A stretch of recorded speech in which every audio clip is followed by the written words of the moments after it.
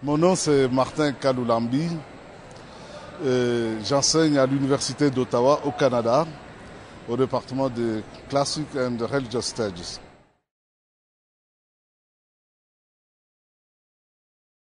Ça c'est une question difficile. Parce que la notion d'affirmation affirmative, je l'ai dit tout à l'heure, la notion d'affirmation affirmative est un peu trop controversée. C'est une notion qui a commencé aux États-Unis dans les années 1960. Et en anglais, on dit action, affirmative action. Mais plus tard, il y a eu une traduction de cette notion en français comme discrimination positive. Et quand on voit la littérature colombienne, les deux sont utilisés à la fois. On utilise à la fois action affirmative et discrimination positive. Mais ça ne veut pas dire la même chose. C'est ça le problème. Et ça, c'est très très fréquent dans la littérature colombienne. Alors maintenant, pour aller plus loin avec votre question, quand vous dites parlez-nous des actions affirmatives en Colombie, c'est un peu plus difficile parce que le mouvement a commencé il y a un peu plus longtemps. L'État colombien s'est impliqué avec un certain nombre de mesures qui ont été récupérées par les populations noires, indigènes, etc., pour implanter un certain nombre de politiques afin de sortir les populations marginalisées de la pauvreté, de tous les problèmes qu'ils traversent. Alors, est-ce qu'on pourrait dire qu'il s'agit là des actions affirmatives ou même des politiques de discrimination positive? C'est ça la question. Je crois qu'il faut fondamentalement revenir sur les concepts. Tant qu'on ne se comprend pas sur les concepts, ça veut dire qu'on va dans toutes les directions. Voilà. Non, ça c'est vraiment une rencontre importante aujourd'hui. Avec tous les problèmes que traversent tous les Afro-Latinos, comme on les appelle, je pense que la rencontre d'aujourd'hui, elle apporte beaucoup parce qu'elle permet des échanges pour pouvoir clarifier ce que nous voulons pour les populations noires.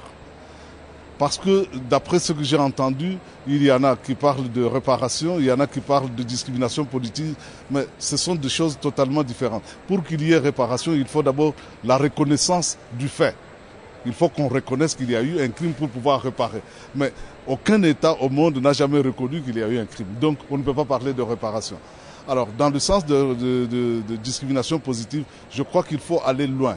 Il faut que les chercheurs colombiens, les académiques colombiens puissent faire ce qu'on pourrait dire en français une évaluation de ce qui a été fait depuis la loi 70 qui a été, je crois, signée ou légalisée en 1993. Il faut qu'on fasse une évaluation de ce qui a été fait pour voir où sont les failles, comme j'ai indiqué tout à l'heure dans ma présentation.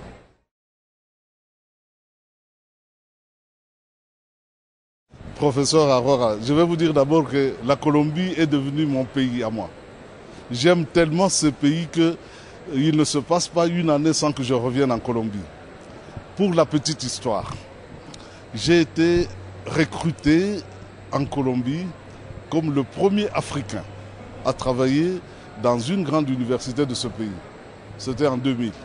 C'était un concours international qui avait été lancé à travers le monde. Et moi, j'ai eu le papier à Chicago. Bon, je me suis dit, mais je vais y aller.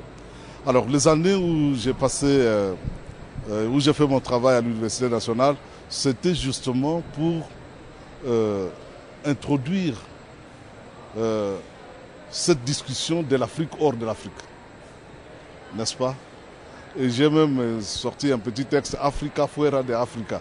Donc, c'était pour introduire cette discussion parce que la science africaniste était pratiquement en dehors de tous les débats scientifiques qui se passaient dans ce pays. J'ai fait ce que je pouvais à la nationale et à un moment donné, n'eût été les questions de maladie, je serais resté, mais je suis parti parce que je suis tombé malade. Bon, maintenant pour savoir qu'est-ce qui s'est passé après, je crois qu'il y a eu une dynamique qui s'est amorcée. Quand je suis arrivé, on ne parlait pas tellement beaucoup d'Afrique. Maintenant, l'Afrique est venue vraiment à la mode. Et je pense sincèrement que les Afro-Colombiens, ils ont besoin de cette Afrique-là pour pouvoir s'affirmer, pour affirmer leur identité. Il ne peut pas y avoir d'histoire de la Colombie de mémoire colombienne sans qu'il y ait la dimension afro. C'est impossible.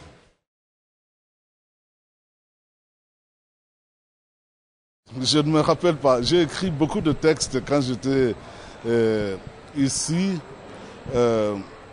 D'abord, le premier texte que j'ai écrit portant sur les populations noires, c'était sur la mémoire. Sur la mémoire parce que dans les années 1990, j'avais beaucoup travaillé sur ces questions quand je travaillais encore à l'Université Laval comme professeur à l'Université Laval au Québec. Et au moment où je suis arrivé, les chercheurs colombiens parlaient très peu ou pas du tout de la question de la mémoire. J'ai sorti cet article-là qui a fait quand même un grand bruit. Et puis après, j'ai eu à écrire d'autres textes sur les questions spécifiquement africaines pour que l'on voit que malgré les 500 ans qu'ils ont traversés sur ces continents, il y a toujours un fond africain. C'est ça qui fait leur identité. C'est ça qui fait leur identité dans ce sens que ce fond africain, aujourd'hui, il est presque récupéré par tous les mouvements sociaux pour pouvoir l'affirmer.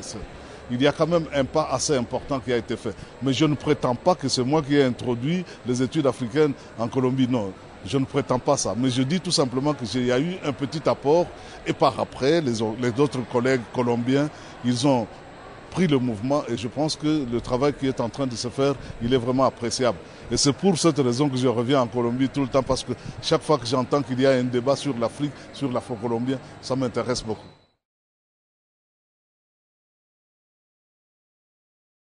Moi, je crois qu'il faut absolument recourir à la mémoire. Il faut absolument recourir à la mémoire. Pourquoi? Parce que dans l'histoire de tout peuple, il y a des événements heureux, il y a des événements malheureux. Donc, l'histoire n'est pas la mémoire, mais à travers la mémoire, vous pouvez retrouver les traces de l'histoire. Ce sont ces traces de l'histoire-là qui font l'identité des gens. Parce que les gens vont se reconnaître dans les symboles de l'histoire, ils vont se reconnaître dans les symboles, dans les artefacts, dans la culture. Cela peut être intégré finalement dans leur identité. C'est ce qui fait leur identité. Parce que si vous n'avez pas de mémoire, vous n'avez pas d'identité du tout. Et je crois que la question de la mémoire, elle est importante. Dans ce pays, il faut absolument que, pour arriver à vivre même la pleine citoyenneté, il faut que la mémoire noire soit reconnue dans le récit collectif de la Colombie.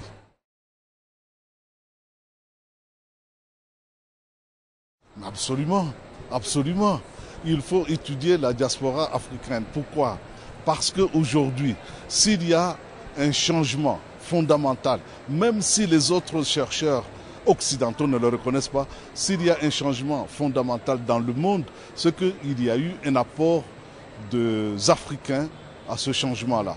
Les Africains ont été amenés partout, en Chine, ici en Amérique latine,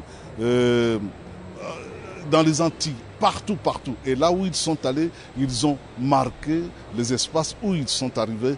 Et je crois que cette dispersion des Africains, qu'ils soient du 19e siècle ou de l'époque récente, est capitale.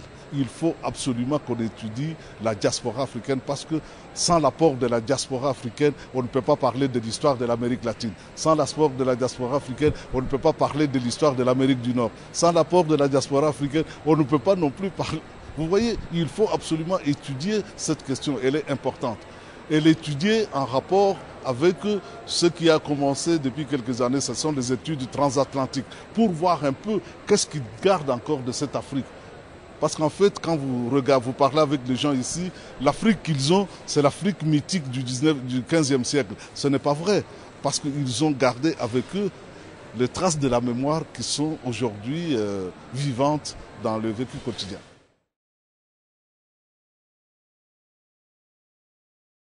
Le message est que nous allons toujours revenir en Colombie parce que c'est un merveilleux pays. On reviendra toujours dans ce pays parce que c'est notre pays, c'est un merveilleux pays où vraiment il y a un dynamisme de la diaspora africaine qui, aujourd'hui, nous sommes en train de l'espérer, pourra peut-être faire changer les choses dans ce pays.